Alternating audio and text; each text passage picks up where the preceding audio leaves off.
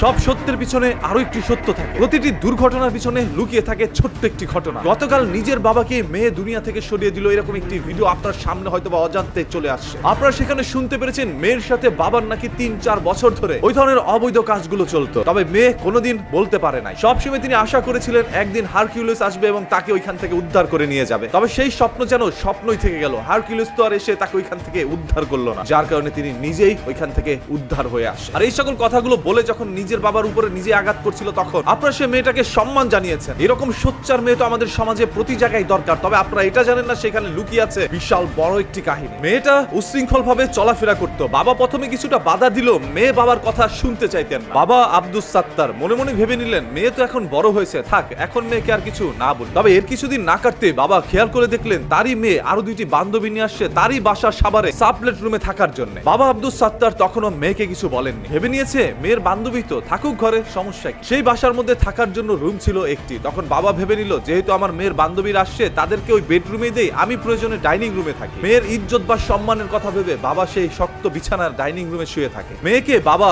অনেক আদর করত, যার কারণে মেয়ের কোনো কষ্ট বাবা সহ্য করতে পারতেন। কিছুদিন না কাটতে বাবা আরো কিছু জিনিস লক্ষ্য করল। ঘরের মধ্যে দরজা আটকে মেয়েরা ঘরের মধ্যে নেশায় আসক্ত হচ্ছিল এবং বাজে উগ্র আচরণ করছিল সব সময়। এগুলো দেখে বাবা আব্দুস সাত্তার মনের মধ্যে প্রচন্ড কষ্ট পায়। তারপর গিয়ে মেয়েকে বলে তুমি এগুলো করা বাদ দাও এবং তোমার দুই বান্ধবীকে এখান থেকে চলে যেতে বল। আর এই কথা শুনে মেয়ে এক পর্যায়ে উত্তেজিত হয়ে যায়। কথা কাটাকাটি চলাকালীন অবস্থায় মেয়ে দৌড়ে চলে আসে বাবার গায়ে হাত তোলার জন্য। তখন বাবা কি করবে বুঝতে না পেরে থানার মধ্যে গিয়ে মেয়ের নামে একটি জিডি করে যে অন্ততপক্ষে মেয়ে হয়তোবা এই বাজে পথ থেকে ফিরে আসবে। এর পরবর্তীতে মেয়ের কোনো পরিবর্তন হয় না, বরঞ্চ মেয়ে আরো উগ্র হতে থাকে। বাবা কোনো হদিশ না পেয়ে এইভাবেই ডাইনিং রুমে দীর্ঘদিন কাটিয়ে যায়। অন্যদিকে মেয়ে তার কাজ করতেই থাকে। যেহেতু বাবা মেয়েকে প্রচন্ড ভালোবাসেন সেহেতু মেয়েকে আর কোনো কিছু বলতে পারছিল না। একদিন হঠাৎ রাতের বেলা মেয়ে না খেয়ে ঘুমাতে গিয়েছিল, তখন বাবা আব্দুস সাত্তার মেয়েকে খাওয়ার জন্য ডাকতে যায় রুমে। বাবা দরজা খুলতে যা দেখলো তার বলার মতো নয়। মানে মেয়ে তার দুই বান্ধবীর সাথে সমকামিতায় লিপ্ত ছিল। সেই মেয়েগুলোর ছেলেদের প্রতি কোনো ধরনের আকর্ষণ ছিল না। বাবা আব্দুস সাত্তারকে ডাইনিং রুমের মধ্যে রেখে তারা এতদিন পর্যন্ত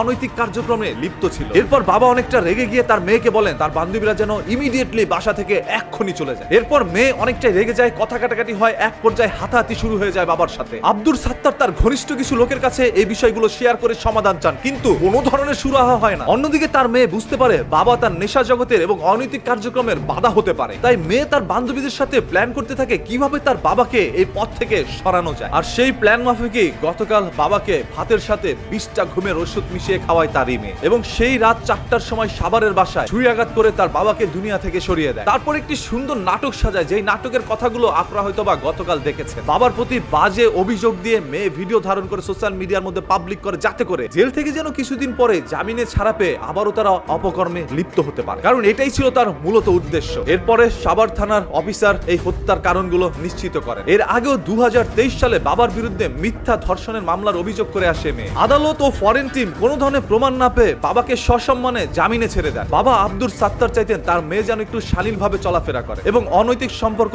নেশা জগৎ থেকে বেরিয়ে আসুক, আর এই চাওয়াটাই ছিল তার জীবনের সব থেকে বড় কাল। সবশেষে নিজের আদরের মেয়ের হাতে নৃশংসভাবে এই দুনিয়া থেকে সরে যেতে হয় আব্দুস সাত্তারকে। এই বাবা আর কাকে গিয়ে বলবে আমার মেয়েটাকে একটু দেখে শুনে রাখো, আমার মেয়েকে ভালো পথে ফিরিয়ে নিয়ে আইসো। আমি তো এই 56 বছরে পারি না আমার মেয়েকে সঠিক পথে আনতে। এরকম ঘটনা হয়তো আমাদের বাংলাদেশে খুবই নজিরবিহীন। অতীতে হয়তোবা আমরা এরকম কোনো দৃশ্য দেখতে পাই নাই। আর আপনারা এখন যা দেখতে পারবেন এইগুলো সব হচ্ছে কিয়ামতের আলামত। ভাই কিয়ামত আপনার আমার খুবই সন্নিকট, যেই কোনো সময় কিয়ামত নাজিল হতে পারে। আচ্ছা এখন আপনারা একটু কমেন্ট করে জানান তো এখানে বাবার এমন কি বড় ভুল ছিল? মেয়েকে আদর করাই কি বাবার সব থেকে বড় ভুল? মেয়ে যা চাইতো তাই বাবা তাকে এনে দেওয়ার চেষ্টা করত। মেয়ের কোনো কষ্ট বাবা সহ্য করতে পারে নাই। শুধু একদিন রাগান্বিত কণ্ঠে বলেছিল তোমার বান্ধবীকে ঘর থেকে বের করে দাও এবং তুমি এই জগৎ থেকে ফিরে আসো। এই কথার কারণে বাবাকে দুনিয়া থেকে সরিয়ে দিল। এরকম নিকৃষ্ট মেয়ের সর্বোচ্চ শাস্তির দাবি জানাই, যদি এই ঘটনা আসলে সত্য হয়ে থাকে। আপনারা সোশ্যাল মিডিয়ার মধ্যে যারা ভিডিওগুলো দেখেন আপনারা কখনো নিজের মাথা দিয়ে বিবেচনা করেন? যা দেখতেছেন তাই বিশ্বাস করে নিচ্ছেন। আর মেয়েরা যদি একটু কান্নাকাটি করে তাহলে তো কথাই নাই, তাদের কথাই আপনাদের কাছে মধুর এবং খুবই স্বচ্ছ সুন্দর সত্য মনে হয়। পৃথিবীতে মেয়েরা ছাড়া আর কেউ সত্য কথা বলে না। তবে আইন শৃঙ্খলা বাহিনী এটার সঠিক তদন্ত করছে, হয়তোবা আপনারা সঠিক সত্যটাই জানতে পারবেন। বাবা তুমি ওপারে চলে গেলে, মেয়ের ভালোবাসা কোনোদিন পাও নাই, তবে আজ পুরো বাংলাদেশের মানুষ তোমার প্রতি ভালোবাসা এবং সম্মান দেখাবে।